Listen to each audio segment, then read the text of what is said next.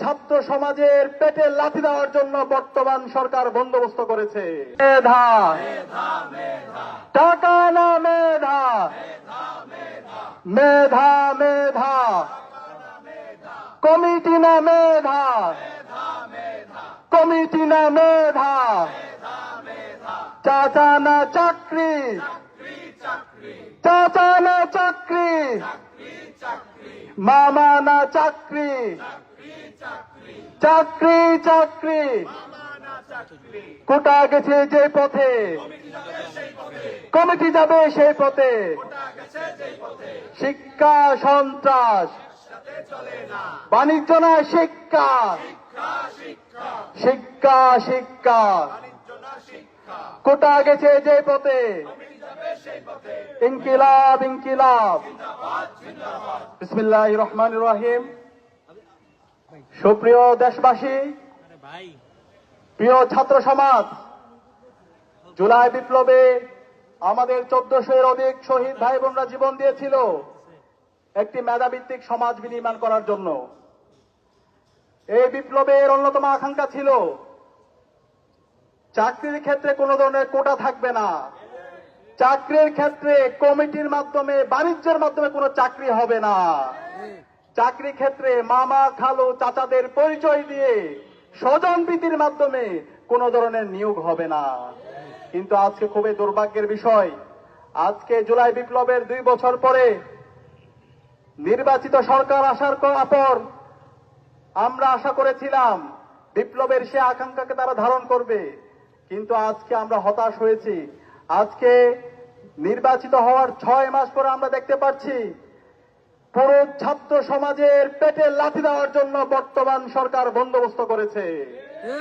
আমরা দেখতে পেয়েছি গত 3 আগস্ট শিক্ষামন্ত্রীর নেতৃত্বে একটি প্রজ্ঞাপন হয়েছে।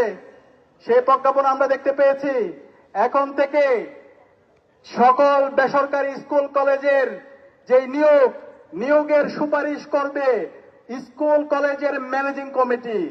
এনটিআরসি আর কোন ধরনের সুপারিশ করবে না, এনটিআরসি শুধু আপনাকে একটা সার্টিফিকেট দিবে। এর মাধ্যম হলো প্রত্যেকটা স্কুল কলেজের ম্যানেজিং কমিটি যারা দায়িত্বে আছে, কারা দায়িত্বে আছে, যারা ইতিপূর্বে টেম্পো স্ট্যান্ডে চাঁদাবাজি করেছে, দখলবাজি করেছে, সেই ছাত্র দল, যুব দল, বিএনপির বিভিন্ন পর্যায়ে নেতৃবৃন্দরা তারা আপনার থেকে টাকা নিবে, লক্ষ লক্ষ টাকা নিয়ে মামা চাচা খালো বিভিন্ন পরিচয়ে ওই স্কুল কলেজগুলোতে নিয়োগ দিবে। এনটিআরসি আর কোন ধরনের সুপারিশ করতে পারবে না। একটা জাতির জন্য লজ্জা, পুরো জাতিকে, শিক্ষা ব্যবস্থাকে, মেধাকে এই বিএনপি সরকার, তারেক জিয়া সরকার তারা ধ্বংস করে দিতে চায়।